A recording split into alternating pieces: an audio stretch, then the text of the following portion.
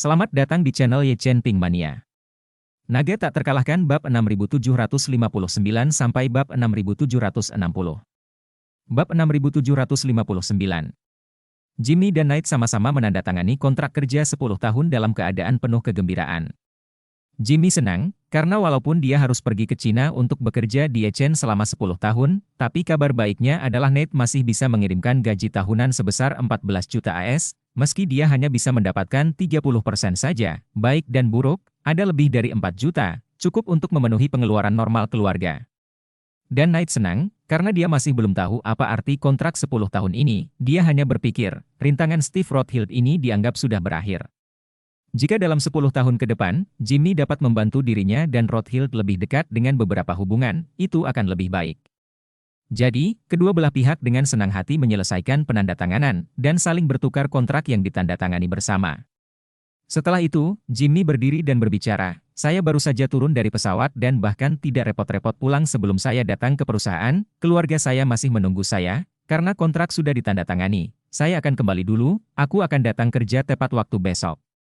Jimmy tak berniat mengatakan yang sebenarnya kepada Nate saat ini, ia perlu membawa kontrak tersebut ke notaris yang baik terlebih dahulu, untuk memastikan semua hak dan kepentingan mereka dapat dilindungi, untuk memastikan tidak ada kekhawatiran, agar bisa bertengkar dengan Nate. Nate saat ini bagaimana mengetahui Jimmy di belakang adalah jebakan besar. Dia melihat Jimmy akan datang kerja besok, tapi juga buru-buru berkata, "Jimmy, kamu sejauh ini, semua perjalanan juga pasti sangat sulit. Kenapa tidak di rumah istirahat beberapa hari? Hari-hari tersebut walaupun mendapat persetujuan tambahan cuti berbayar, kapan istirahat yang baik? Keadaannya juga disesuaikan, lalu kembali ke perusahaan untuk bekerja." Jimmy berkata tanpa berpikir, bagaimana ini bisa menjadi ide yang bagus, lagi pula perusahaan memperlakukan saya dengan baik, dan saya pasti tidak bisa mengecewakan perusahaan. Nate cukup puas dengan sikap berdedikasinya dan berseru, "Jimmy, jika kamu memiliki sikap ini, aku yakin masa depanmu di Alice di masa depan tidak akan terbatas." Jimmy mengangguk dan berkata sambil tersenyum masam, "Dalam 10 tahun ke depan, jagalah aku. Jangan khawatir." Nate mengangguk, "Saya pasti akan memperjuangkan lebih banyak keuntungan untuk Anda di masa depan, dan saya berharap di masa depan Anda akan menjadi pengacara dengan bayaran tertinggi di seluruh Amerika." Jimmy berkata dengan nada palsu, "Saya pasti akan mencoba yang terbaik."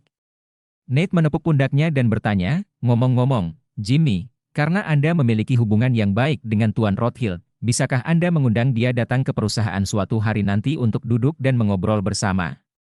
Jimmy berkata, "Sejujurnya, ini mungkin tidak nyaman, Tuan Rothschild masih di Tiongkok, diperkirakan tidak akan kembali dalam waktu 1,5 saat."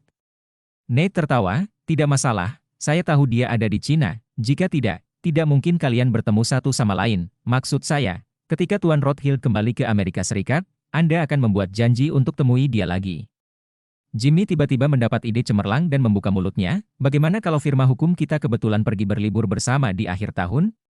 Mengapa kita tidak mengatur semua anggota dewan dan mitra senior untuk pergi ke Tiongkok bersama-sama? Saya yakin saya bisa meminta Tuan Rothschild untuk bertemu dengan kami di Tiongkok, dan kemudian kami akan mengatur pertemuan internal, dan saya akan pasti menemukan cara untuk mengundangnya berpartisipasi." Nate sedikit terkejut dan bertanya, "Sifat liburan kesejahteraan perusahaan adalah pergi bermain, keluar bermain dan masih mengadakan rapat, bukankah ini agak aneh?" Terima kasih masih menyimak channel Ye Chen Ping Mania. Naga tak terkalahkan bab 6760. Jimmy berkata, "Ini yang Anda tidak mengerti, bepergian ke sebuah pertemuan adalah mode yang sangat populer di perusahaan-perusahaan Tiongkok, lebih masuk akal, tetapi juga untuk memastikan bahwa karyawan tingkat menengah dan bawah tidak memiliki akses ke konten pertemuan tersebut, lebih kondusif bagi kesatuan tim inti."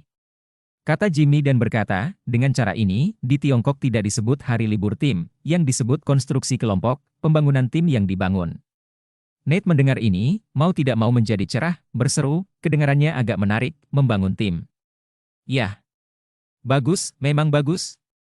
Setelah mengatakan ini, dia bertanya kepada Jimmy, "Apakah Anda yakin ketika kita pergi ke Cina untuk membangun tim, Anda akan dapat mengundang Tuan Rothschild untuk menghadiri pertemuan tersebut?" Jimmy menepuk dadanya dan menjamin, 100%, "Ayo langsung ke Jinling, Tuan Rothschild ada di sana, saya akan menghubunginya ketika kita tiba." Nate tiba-tiba bersemangat, Steve Rothschild adalah orang nomor 2 di keluarga Rothschild, benar-benar di bawah 1 orang, 10.000 orang, dapat memiliki kesempatan untuk berteman dengannya, hanya sebelum mimpinya juga tidak berani memikirkan apapun. Dan alasan mengapa Jimmy melakukan improvisasi kepada Nate dan tim inti untuk memikat Jinling, terutama karena pertimbangan bahwa sendirian tidak mungkin membiarkan Nate rela melepaskan 10 partner seniornya, dan juga agar mereka membayar 10 partner berikut gaji bertahun-tahun. Hal ini pada akhirnya ingin mendarat, atau mengandalkan pengaruh Steve. Karena pada akhirnya Steve harus menarik pelatuknya, akan lebih baik jika tim segera ditarik dan dikirim ke pintunya agar dia dapat menarik pelatuknya. Pada saat Steve datang untuk melakukan hal ini secara langsung, Nate mungkin akan semakin pingsan, dan dia sendiri akan mampu bergerak maju dengan lebih lancar. Terlebih lagi dia sendiri masih sangat membenci Nate sekarang, ini adalah kesempatan sempurna untuk membalasnya dan memukulnya. Tapi bagaimana Nate bisa mengetahui semua ini? Dia hanya tahu bahwa Jimmy memberikan jaminan pada dirinya sendiri bahwa selama dia pergi ke Cina, dia akan bisa bertemu dengan Steve Rothschild, yang mana itu terlalu hemat biaya, selama dia bisa bertemu Steve, apalagi pergi ke Cina, bahkan jika dia diminta berkeliling dunia, dia bersedia melakukannya. Maka, dia bertukar pandang dengan beberapa anggota dewan lainnya. Mata semua orang juga penuh antisipasi terhadap lamaran Jimmy. Jadi, Nate lalu melambaikan tangannya dan berkata dengan berani, dalam hal ini, perusahaan akan membayar untuk penerbangan charteran, semua anggota dewan dan mitra senior akan membawa paspor mereka ke Bandara JFK besok pagi untuk berkumpul, dan kita semua akan terbang bersama ke Jinling untuk reuni. Setelah mengatakan itu, dia berkata kepada seorang wanita yang sok tahu di sampingnya, Mandy, nanti, kamu beritahu, semua partner senior harus berpartisipasi dalam reuni ini, tidak ada yang boleh mengambil cuti. Mandy mengangguk, baiklah bos, saya akan mengirim email untuk memberitahu semua orang nanti. Nate menambahkan, benar, Anda memberitahu bagian administrasi, pastikan tentang pesawat yang disewa malam ini, sewa pesawat terbesar dan terbaik. Mandy berkata, tidak masalah, saya akan mengaturnya. Nate memandang Jimmy, Jimmy, kamu baru saja kembali, bolehkah berangkat besok? Jimmy tersenyum, kamu sudah membuat semua pengaturannya, aku harus mengatasi masalah apapun yang aku hadapi. Dengan itu, ia menambahkan, karena sudah diselesaikan, saya akan segera pulang ke rumah dulu, menyelesaikan apa yang perlu saya selesaikan, dan bertemu dengan semua orang di bandara pagi-pagi sekali. Bagus.